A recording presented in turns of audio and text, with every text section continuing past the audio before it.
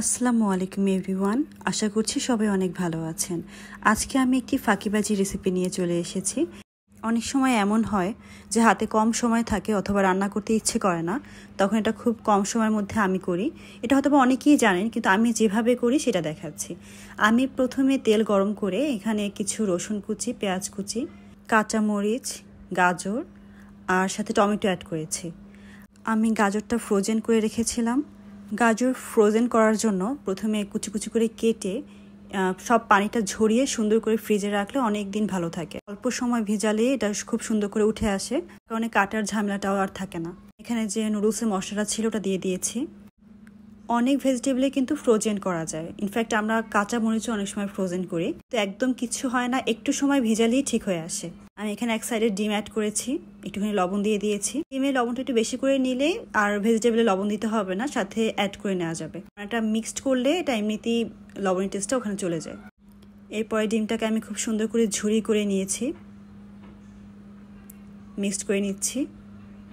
অনেক সময় দেখা যায় যে চিকেন ভেজাতে সময় লাগবে, সসেস বাসায় থাকে না, তো তখন এগুলো ছাড়াই এটা অনেক বেশি মজা হয় খেতে। এরপর আমি এখানে পানি অ্যাড করে দিব। পানি খুব বেশি নেওয়ার দরকার নেই, তাহলে নুডলসটা কিন্তু ভর্তা হয়ে যাবে। মোটামুটি ভিজবে এরকম হলেই চলবে।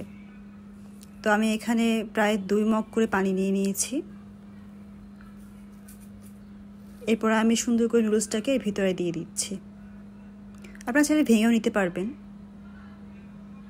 বাট আমি এভাবেই পছন্দ করি। এই তো, আর প্রায় 3 মিনিটের মতো ঢাকনা দিয়ে উঠিয়ে ফেললে দেখা যাবে যে হ্যাঁ, অর্ধেক সেদ্ধ হয়েছে আর অর্ধেক খুলে আসছে, এরকম একটা অবস্থা চলে এসেছে। তখন এটা মিক্সড করে দিতে হবে।